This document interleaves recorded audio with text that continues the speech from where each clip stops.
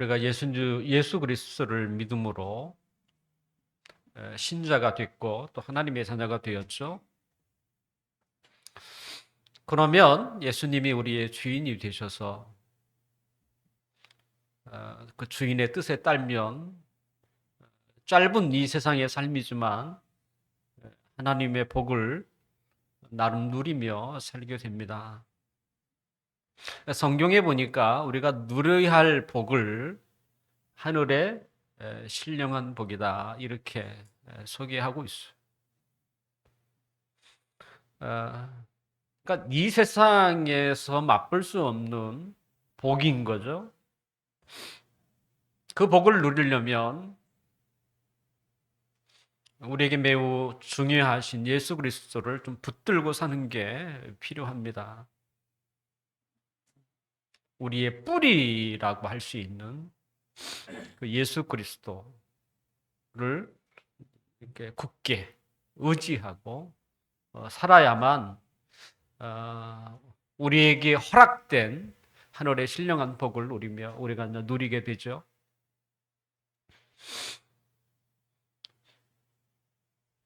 하나님의 말씀은 하나님의 백성이라고 하는 신자들에게 이렇게 한 단계 한 개 자라날 수 있는 중요한 영양분이 됩니다. 사실 하나님 말씀을 우리가 순종하며 살아갈 때에 우리의 신앙도 자라겠지만 거기에 합당한 그 복도 우리가 누리게 되죠. 그러니까 어떤 것이든지 자라지 않는다면 그 본래의 목적을 이룰 수 없겠죠. 한낱 과실나무도 열매를 얻지 못한다면 뭐 사과나무가 됐든 배나무가 됐든 포도나무가 됐든 과실을 얻을 수 없다면 뭐 쓸모가 없는 거죠. 하물며 하나님의 아들 예수 그리스도의 그 십자가의 피로 구원받은 우리가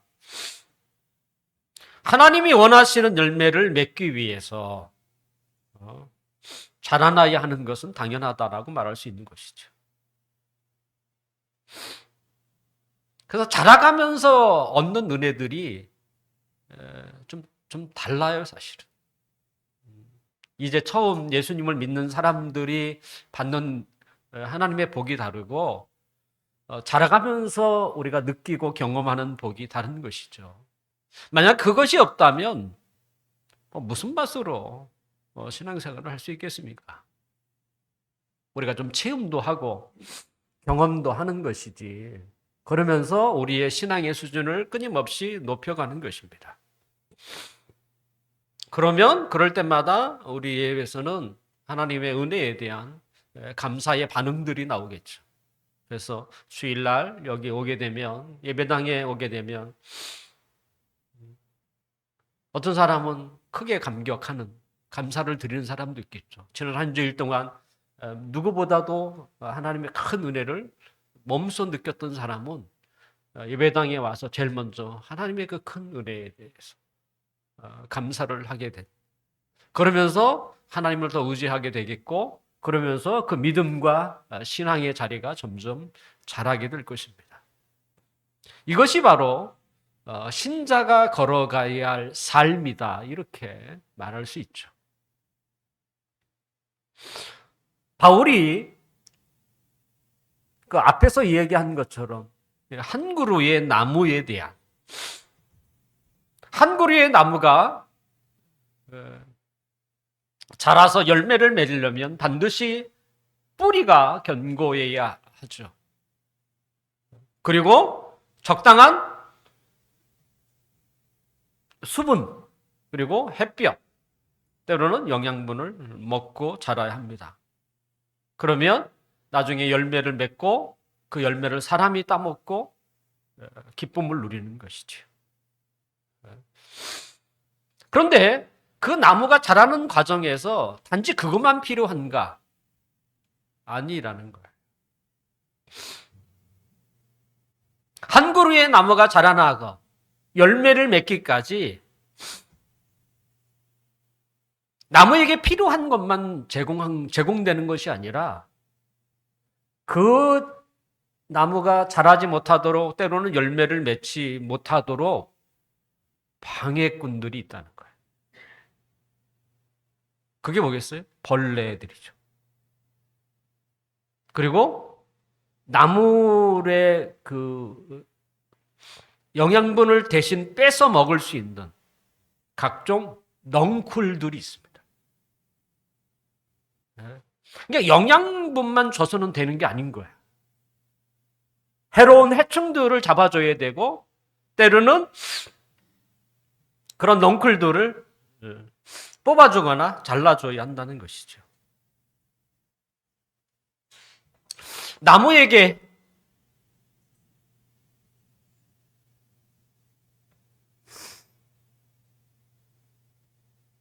벌레와 넝쿨이 있듯이 신자가 자라나는 과정에도 방해하는 것이 있습니다. 과연 무엇이 신자가 하나님의 자녀로서 자라가는 일에 있어서 때로는 열매를 맺기 위해서 성장하게 되는데 그 성장을 방해하는 요소들이 무엇이 있을까?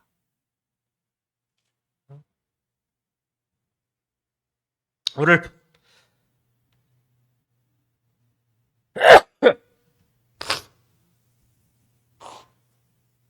8절을 함께 읽어봅시다. 8절.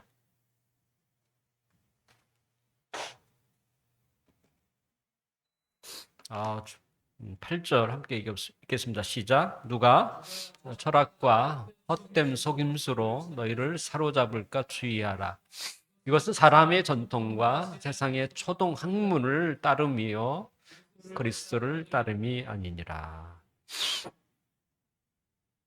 오늘 방금 읽은 구절에 보면 철학이 나오고 헛된 속임수라는 게 나오고 사람의 전통, 세상의 초동 학문이라는 단어들이 나옵니다. 이것들은 사실은 신자에게 자라나는데 방해가 되는 것들이라고 이렇게 말할 수 있죠.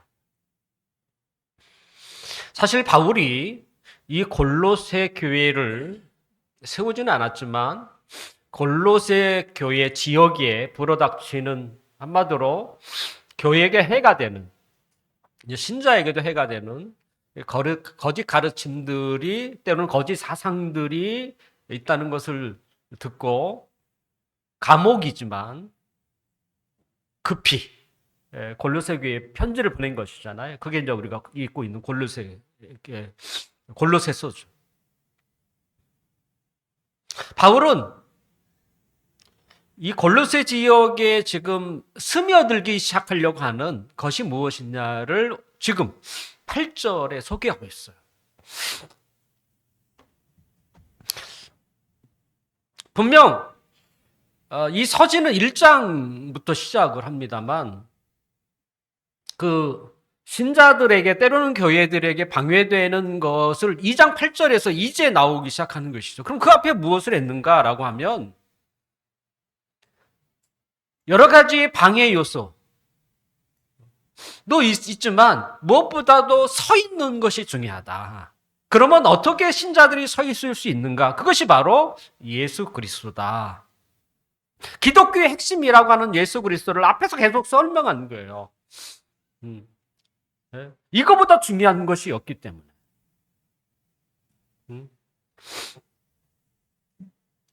예수 그리스도가 누굽니까? 바울은 분명하게 그에게 얘기하기를 그는 보이지 않는 하나님의 형상이라고 얘기합니다. 분명 마리아의 몸을 통해서 인간으로 오셨고 또 십자가를 지고 십자가에서 죽으신, 피를 흘려서 죽은, 그것만 보면 똑같은 인간이지만 바울은 그게 아니라는 것이죠. 예수님은 인간이면서도 그는 하나님이셨다. 하나님이 인간으로 이 땅에 오신 것이다. 그는 보이지 않는 하나님의 형상이다고 얘기합니다. 뿐만 아니라 하나님의 백성들, 교회라고 부르는데 그 예수 그리스도는 그 교회의 몸이 되고 뿐만 아니라 그 교회의 하나님의 백성들의 머리이시다. 그러니까 예수님과 교회, 때로는 신자와 예수님은 떨어질 수 없는 관계죠. 신자 자체, 교회 공동체 자체가 예수님이기 때문에 교회가 힘들면 예수님도 힘든 거예요. 예수님의 몸이기 때문에. 또한 예수님은 교회의 머리로서 교회는 그 예수님의 가르침에 따라서 교회가 잘 세워져야 한다는 의미죠. 또한 바울은 하나님의 비밀이 있었다는 거예요. 수천 년 동안 하나님이 밝히지 않았던 그 놀라운 비밀이 있었는데 그 비밀의 주인공이 누구냐? 사실은 예수 그리스도였다. 예수님이 얼마나 중요하고 대단한 분이면 하나님께서 수천 년 동안 숨기셨어요. 아직 때가 안 된 거죠. 하나님의 적절한 때를 보신 거죠. 그리고 적절한 때에 예수님이 이 세상에 오신 것이죠.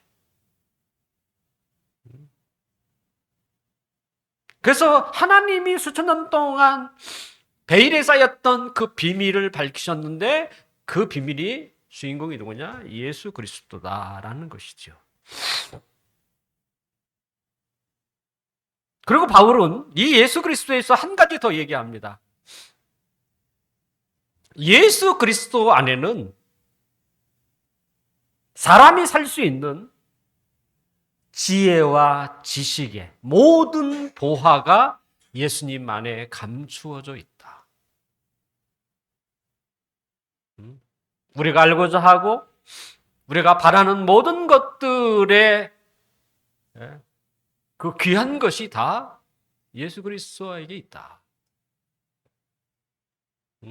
그러므로 예수 그리스도만으로 우리는 충분한 삶을 살 수 있다. 단지 예수님이 인간이었다면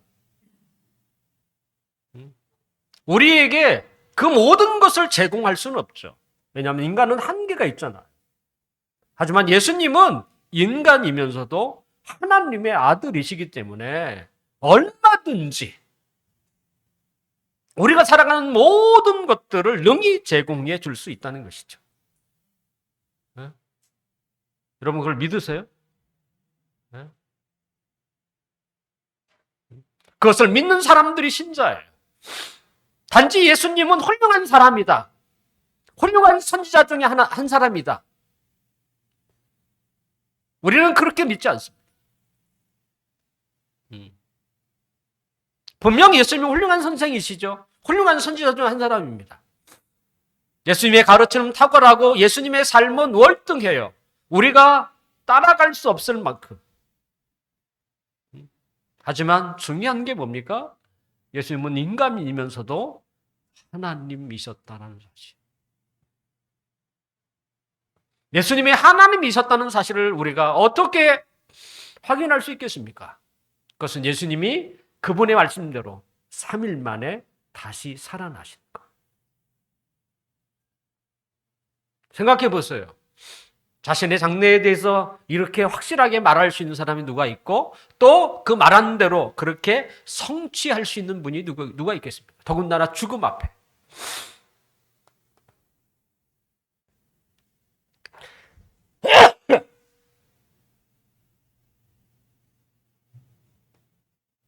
예수님은 자신의 죽음을 미리 예견했고요.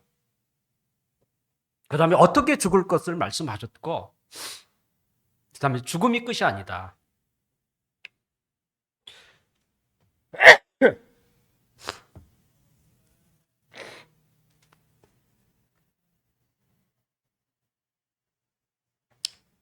죽은 지 3일 만에 다시 살아날 것이다. 우리는 자신의 죽음을 예견할 수는 있겠죠. 나는 이렇게 죽을 것이다. 다 맞진 않을지라도. 하지만 3일 만에 다시 살아날 것이다. 이건 어려운 이야기. 이 말은 죽음을 정복한 사람이 아니면 불가능한 이야기 아니에요. 예수님이 그 얘기를 하셨어요. 그리고 그분의 말씀대로 그렇게 이루셨어요. 그렇다면 그분은 인간이 아닌 거예요.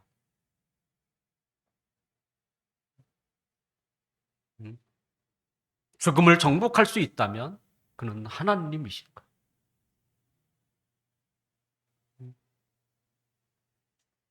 그래서 사도 바울도 로마서 1장에 보면 예수님이 다시 살아나심으로 하나님이신 것을 나타내셨다. 이렇게 그는 이야기를 하고 있습니다. 그러므로 예수 그리스도는 기독교뿐만 아니라 신자들에게 모든 것이 될 수 있고, 그리고 우리가 살아가는 삶의 모든 것의 근간이 될 수 있다. 이렇게 말할 수 있는 것이죠. 신자가 이렇게 열매 맺는 삶을 살아가는 데 있어서 하나의 과정, 그 과정을 보여주신, 모델로서 보여주신 분이 바로 예수님이세요. 그러니까 우리가 예수님처럼 살아갈 때 비로소 하나님이 기뻐하는 삶이 무엇인지를 알고 그 삶을 통해서 하나님을 기쁘시게 할 수 있다는 것이죠. 그걸 몸소 보여주신 분이 예수님이세요. 그러므로 신자가 어떤 모델이 있어야 되잖아요. 그래야 어떻게 내가 지금 제대로 잘하고 있구나. 때로는 이렇게 해야 하나님 영광을 받는 것이구나 라고 할 때 그 기준이 누구냐? 예수 그리스도다. 그래서 그 예수님을 모델로 삼고 살아가는 자들, 하나님의 기쁨과 하나님의 영광을 위하여 살아가는 자들을 뭐라고 하냐면 주님의 제자들인 거예요.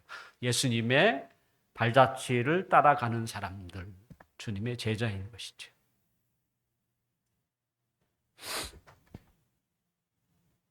특별히 우리는 신자의 삶을 살아가면서 우리에게 어려움이 왜 없겠어요?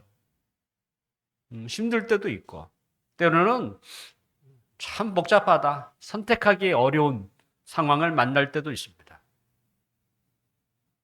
그럴 때 우리는 무슨 생각을 해야 되느냐면 질문을 던져야죠. 어떤 질문이겠어요? 예수님은 어떻게 하셨는가? 이거잖아요. 예수님은 이런 상황 속에서 어떤 결정을 하셨는가? 그것이 바로 우리가 살아가야 할 선택이고 또 우리의 삶의 해답이라고 말할 수 있는 것이죠. 만약에 우리가 가는 길이 예수 그리스도를 따르는 예수님의 그 제자로서의 길이 아니라면 우리는 지금 잘못 가고 있는 거죠. 잘못 간다는 말은 뭡니까? 하나님이 기뻐하시는 길이 아니고 하나님의 우리에게 원하시는 그 열매를 맺는 삶이 아닌 것이죠.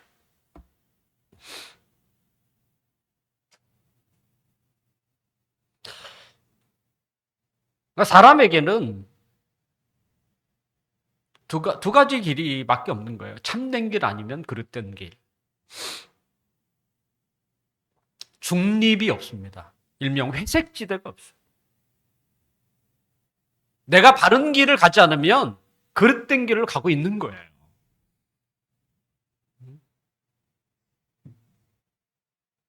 사람이 바른 것을 파악하지 않고 바른 것을 추구하지 않고 바른 곳에 들어가서 교훈을 받지 않으면 그릇된 것이 그를 지배하게 됩니다. 사람은 뭘로 되어 있습니까? 사람은 몸과 영혼으로 구성되어 있습니다. 이걸 우리가 꼭 기억을 하셔야 돼요. 사람은 몸과 영혼으로 구성이 되어 있어요. 몸은 그냥 음식을 제공하면 됩니다. 근데 영혼은 음식으로 해결이 안 돼. 자, 이 영혼이라는 것을 우리가 흔히 쓰는 단어들로 좀 생각을 해보면, 뭐 영혼 그럼 너무 멀지 않습니까? 우리의 생각, 마음, 때로는 사상이나 정신으로 표현할 수 있습니다. 이 사람 정신없네. 이 말은 뭡니까?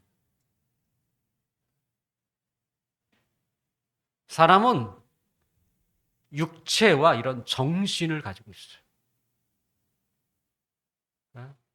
그러니까 보이는 것과 보이지 않는 것으로 유대되어 있다는 것이죠. 이 생각대로는 영혼이 빈약한 사람은 어떻게 되겠어요? 몸을 유지하는 것에 집중합니다.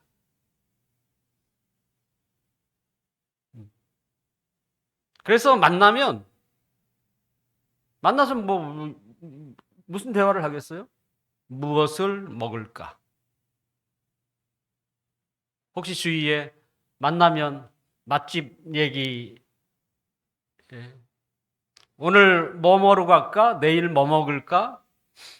어디가 마셨더라? 뭐 이런. 방송에서 얼마나 많이. 또 그와 같은 프로그램이 얼마나 많습니다. 또한 무엇을 입을까?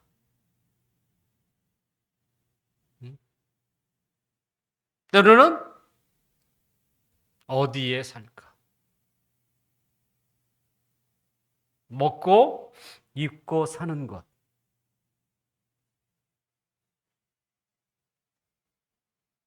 그게 다 뭐예요? 다 몸을 위한 거예요.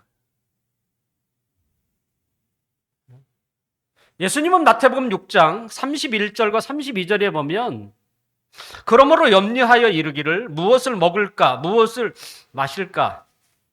무엇을 입을까? 하지 말라. 이는 다 이방인들이 구하는 것이다.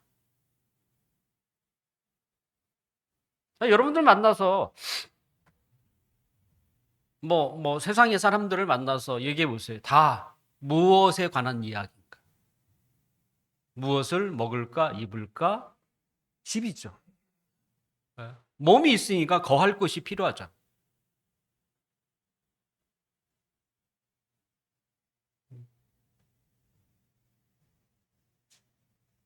자, 몸을 위해서는 돈이 있어야죠. 하지만 영혼을 위해서는 뭐가 있어야 돼요? 생각이나 정신을 키워야 하는 거예요. 몸은 좀 더 영양분이 있는 것, 맛난 것을 추구할 수 있지만 이 영혼, 생각이나 정신은 뭐예요? 이것도 어떻게 키워야 하는 얘기예요. 키워야 하는 거예요. 그 생각의 넓이를 확대해야 하는 것이죠. 사람들은 어떻게 이런 생각이나 정신을 키울 수 있을까요?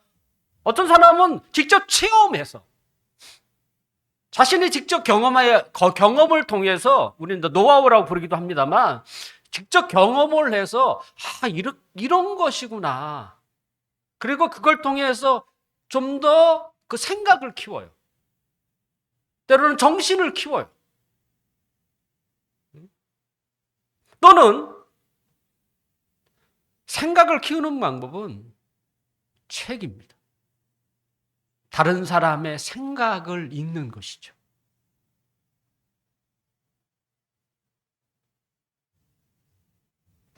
그러니까 내가 직접 체험하는 것은 그죠? 한계가 있는 거죠. 하지만 다른 사람들의 경험, 다른 사람들의 생각을 통해서 내 생각을 다 키워가는 것이죠. 책을 읽는 이유는 생각의 지평을 넓히기 위해서인 거예요. 성경은 뭘로 되어 있는지 아세요? 책이에요.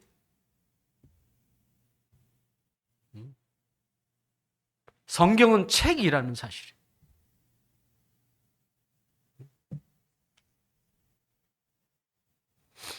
성경 속에는 뭐가 있습니까? 돈 버는 방법도 있어요. 돈이 왜요? 몸을 위해서. 근데 그것만 있는 게 아니에요. 성경은 구원이라고 하는 하나님, 우리를 향한 하나님의 생각, 하나님의 정신이 있어요.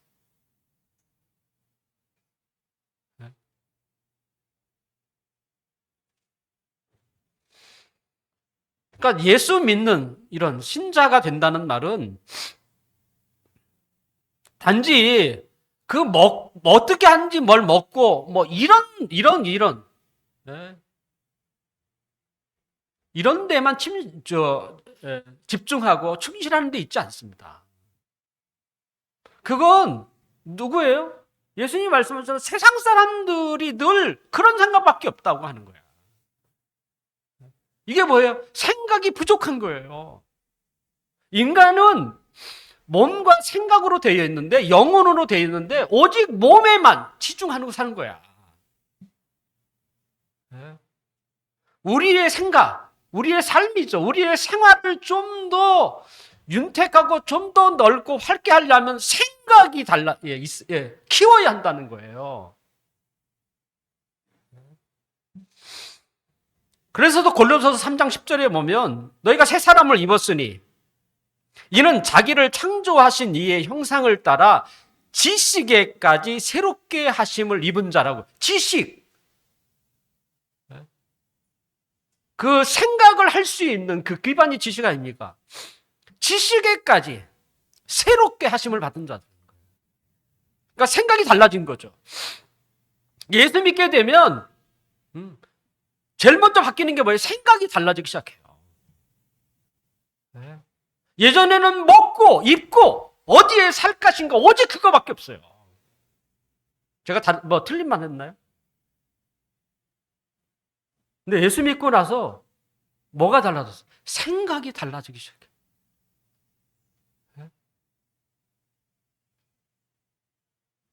생각이 달라지면 뭐예요? 생활이 좀 달라지고요. 살아가는 방식이 달라지고 좀 이런 표현을 쓰면 수준이 조금씩 이렇게 높아져 가는 거예요. 그래서 비로소 인간이 두 가지로 이루어진 인간다운 삶으로 점점 가는 것이죠.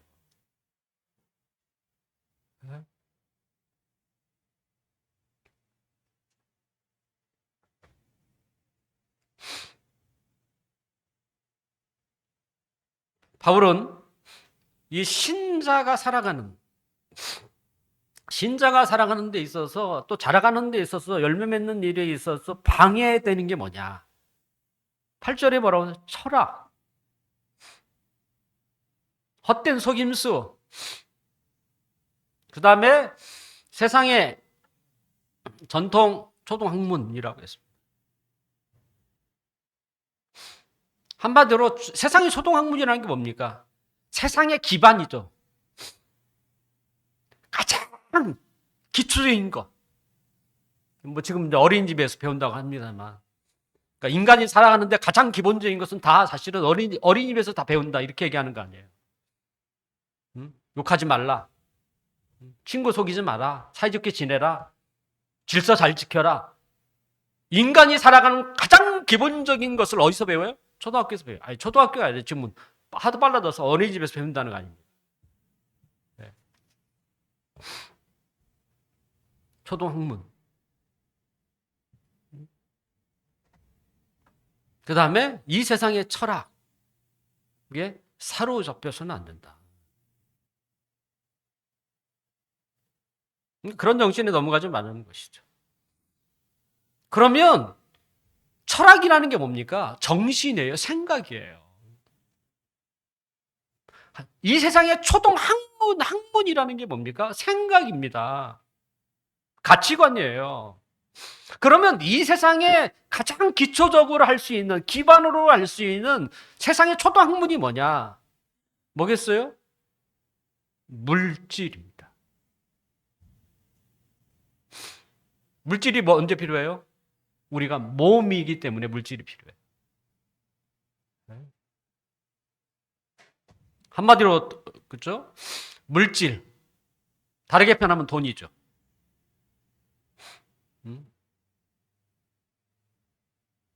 그래서 사람들은 물질, 돈이 가장 중요하다고 생각하죠. 그것이 뭐예요? 세상 초동학문, 때로는 세상의 철학이 말. 인류에게 가장 추구해야 할 것이 무엇일까요? 사람이 어디에서 행복을 얻을 수 있을까요? 철학적인 질문 아닙니까? 근데 답이 어디 있는 줄 아세요? 물질입니다. 인류가 추구해야 할 것. 뭐라고 생각하십니까? 사람이 어떻게 행복할 수 있을까? 뭐라고 생각하십니까?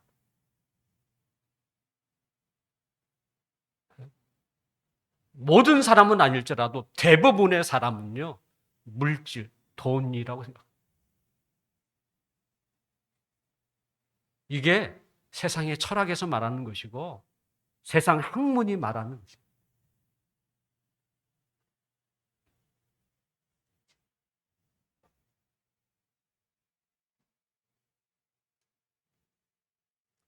결국 이 세상의 철학이나 이 세상의 학문의 기초는 빵인 것이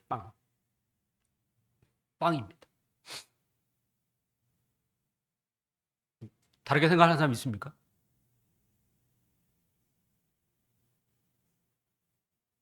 인간의 행복을 찾는 데 있어서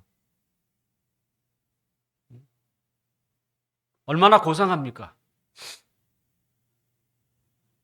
인간이 가장 추구해야 할 그 행복이 어디서 올까? 하지만 그 끝에는 돈이에요. 돈만 있으면 행복하다 생각하는 것이죠. 그러면 인류가 이 땅에 살고 있는 모든 사람이 추구해야 할 인류가 추구하는 게 뭐겠어요? 돈인 거예요.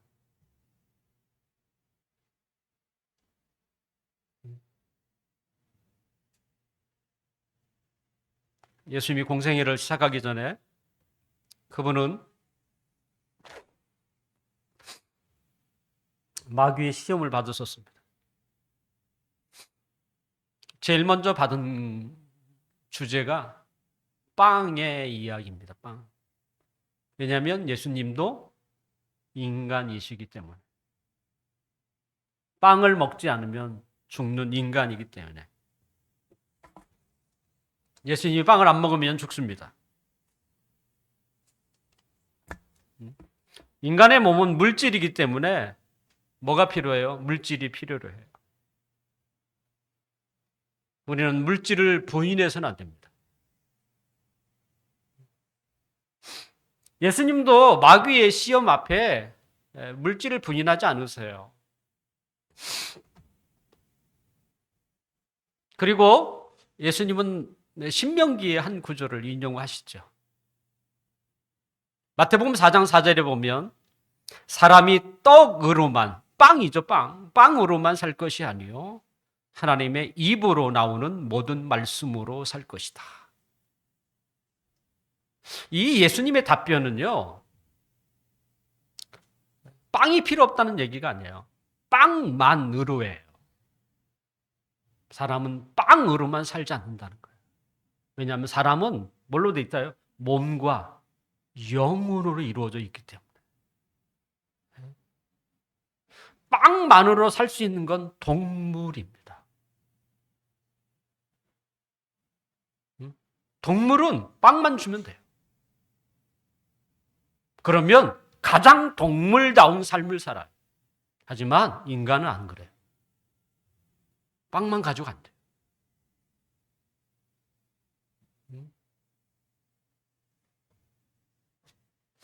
더군다나 하나님은 인간을 빵만으로 살도록 만들지 않았습니다.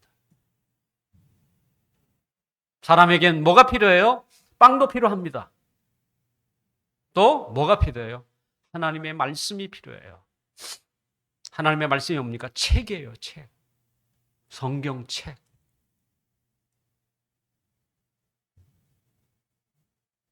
우리가 뭐 요번에 한강 씨가 노벨 문학상이라는 그 쾌거를 이뤘습니다.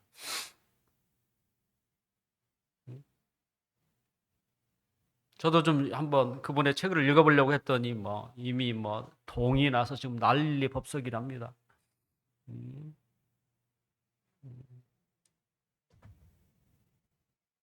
우리는 분명 그런 책도 읽어야죠. 다른 사람의 생각, 다른 사람의 마인드를 우리가 그래서 나의 생각을 키워나가는 그런데 가장 좋은 생각.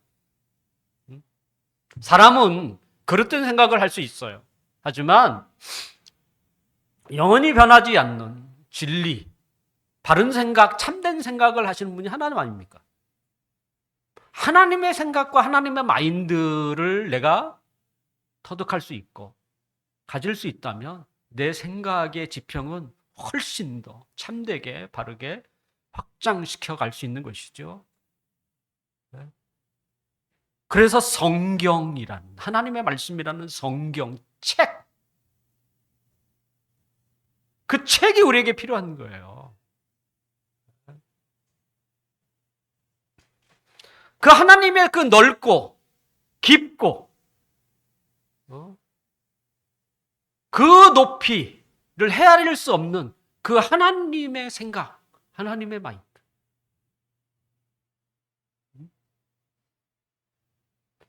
그런 생각들을 우리가 품을 때, 그걸 가질 때 우리의 생각의 수준은 한없이 넓어지지 않겠습니까?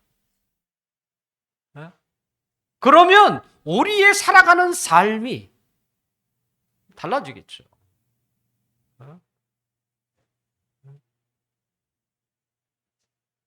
자, 우리도 자주 기도도 하고 성경도 보라 이런 얘기를 하죠. 이 기도만 하는 사람 있더라고요. 기도만 하는 사람. 다는 아닐지라도 대부분의 사람은 먹는 데 집중돼 있어요. 그러니까 이 기도가 달라는데 많이 쓰이기 때문에 기도만 하는 사람. 근데 이 말씀만 이렇게 묵상하는 사람, 생각만 키워. 네.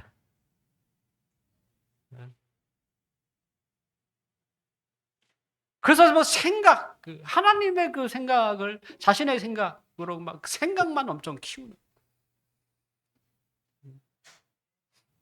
저는 균형이 필요하다 생각하게 돼요. 기도와 말씀이 이게 균형을 이루어가는. 그래서 우리의 몸을 위해서 물질도 필요하고 더 중요한 우리의 생각을 위해서 하나님의 말씀이라는 책도 필요하고 이 두 가지의 균형을 가장 잘 잡히고 살았던 분이 예수 그리스도이십니다. 예수 그리스도세요. 균형 그러면 예수님을 따라갈 수가 없는 것이죠. 자, 예수님은 어떤 분이신가? 오늘 9절과 10절을 함께 볼까요? 9절과 10절. 시작. 그 안에는 신성의 모든 충만이 육체로 거하시고 너희도 그 안에서 충만하여졌으니 그는 모든 통치자와 권세의 머리시라. 이렇게 되어 있습니다. 예수 그리스도도 인간이면서 하나님의 아들로서 이 세상에 오셨어요. 근데 그 육체 가운데 뭐예요? 하나님의 신성이 충만히 거기에 깃들여져 있는 삶을 사셨다는 것이죠. 자, 신은 육체가 없어요. 그러니까 돈이 필요 없는 거예요. 그럼 뭐만 있겠어요? 생각, 정신. 근데 예수 그리스도는 뭐예요? 육체를 입고 오셨어요. 그 육체 안에 신성이 담겨져 있었던 거죠. 하나님의 그 큰 생각이. 바울은 놀라운 이야기를 우리에게 전해주는데 우리도 예수 안에서 충만해졌다고 얘기합니다. 이미 조건이 다 제시되어 있어요. 우리도 육체를 가지고 살지만, 하지만 언제든지 우리도 그 생각의 지평을 넓혀서 얼마든지 살 수 있는 그 기반이 만들어졌다. 그래서 예수 그리스도께서 충만한 삶을 사신 것처럼 우리도 이 세상에서 그 두 가지를 균형 있게 충만한 삶을 능히 살 수 있다. 이렇게 얘기하고 있는 것입니다. 예수님은 우리에게 요한복음 15장 7절에 보면 너희가 내 안에 거하고, 그 비결을 그렇게 얘기했어요. 너희가 내 안에 거하고 내 말이, 여기도 말이 나옵니다. 너희 안에 거하면 하나님의 정신이죠. 무엇이든지 원하는 대로 구하라. 그리하면 이루리라.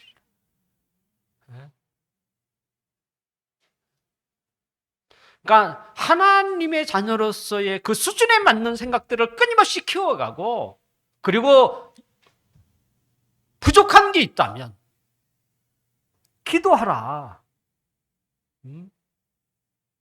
그러면 우리의 구하는 것을 하나님이 이루어 주시겠다고 약속하신 것이죠. 결과적으로 신자가 살아가는 데 있어서 끊임없이 방해하는 게 뭡니까? 세상의 정신이고 철학이에요. 그 사람들은 한쪽으로 몰아가는 거예요. 오직 보이는 육체밖에.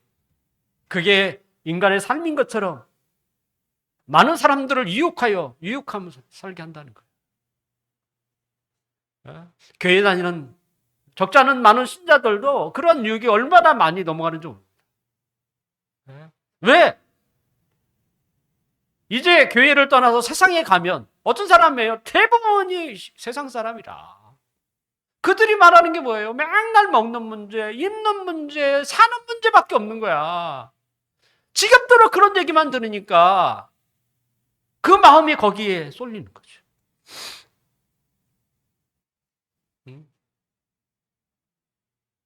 그래서 자신의 생각을 키워내고 자신의 정신을 끊임없이 세워가는 일에는 등한시하게 되죠. 당연히 그렇게 될 수밖에 없어요. 여러분 돈에 미치면요, 언제 이런 거 없어요. 근데 그런다고 해서 그가 인간답게 살 수 있느냐? 그렇지 않습니다. 육체만 키워가는 사람. 한마디로 괴물 되는 거죠. 더군다나 육체는 죽으면 다 썩어질 거 아닙니까? 우리의 몸이 다 죽으면 우리의 후손들이 다 불태울 거 아니에요. 화장시킬 거 아니에요. 그걸 위해서 평생을 산 거예요. 얼마나 헛된 것입니다.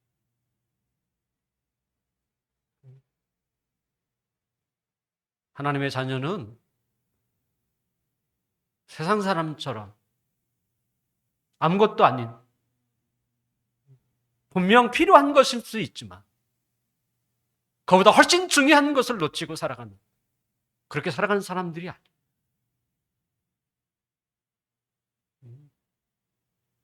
제가 하나님 말씀 성경을 여러분들에게 가르쳐주지만 성경은 어떤 본문을 하든 우리의 생각을 깨우는 일을 해요.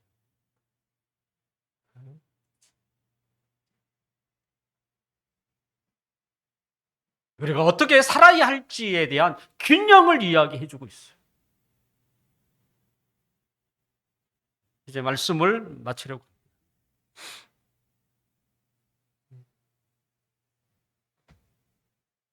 우리는 몸과 영혼이라는 정신으로 이루어졌습니다. 오로지 몸만 위해서 살려고 하지 마세요. 정신도 키우셔야죠. 더군다나 정신이 우리의 몸을 다스려야 합니다. 그러려면 우리는 끊임없이 기도와 하나님의 말씀, 책을 읽어야 합니다. 그 속에서 하나님의 생각을 읽어야 하고 하나님의 마음을 읽어야 해서 보는 눈이 달라져야 되지 않겠습니까? 생각이 달라져야 되지 않겠습니까? 나 중심적인 삶에서 이제는 교회라고 하는 거룩한 공동체를 위해서, 때로는 하나님 나라라고 하는 더 거창한 하나님의 세계를 위하여 살려고 하는 미개한 나라일수록요, 개인주의, 개인밖에 없습니다. 하지만 좀 더 성숙한 나라일수록 자기를 넘어 사회를 생각합니다. 그러니까 수준이 다른 거예요. 자기 삶에만 얽매이는 있는 사람은 생각이 없는 사람. 함께 살아가는 사회와 또한 한 나라의 시민으로서 하나님은 우리를 개인으로 구원시켰지만 개인으로 부르지 않아요. 공동체 가운데 한 사람으로 불러요. 이미 신자 자체가요, 작은 사회라고 하는 교회 공동체의 이름으로 불러요. 이미 시작부터 다른 거예요. 나만 생각하는 게 아니라 나와 함께 예배드리는 사람, 함께 말씀을 나누는 사람들을 생각하는 거예요. 시작이 그래요. 그러니까 출발선이 다른 거예요. 이게 신자예요. 자꾸 세상처럼 나밖에 없는 것으로 가버리면 그건 미개한 사람인 것입니다. 생각의 줄이 짧은 사람인 것이죠.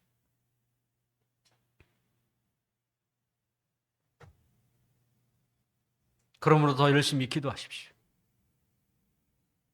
진짜 먹고 사는 일이 힘들면 기도하세요. 하나님의 길을 열어줄 거라고 저는 믿고요. 또 우리의 생각을 좀 더 넓히려면 넓히셔야죠. 책을 읽으세요. 많은 책을 읽을 필요는 없습니다. 늘 끊임없이 저처럼 매주 누군가에게 이야기를 하는 사람은 책을 놓아서는 안 돼요. 하지만 그럴 필요 없잖아요. 하지만 책을 멀리해서도 안 돼요.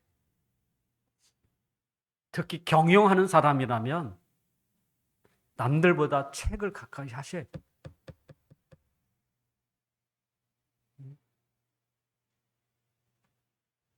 생각 없이 살 수 없잖아요.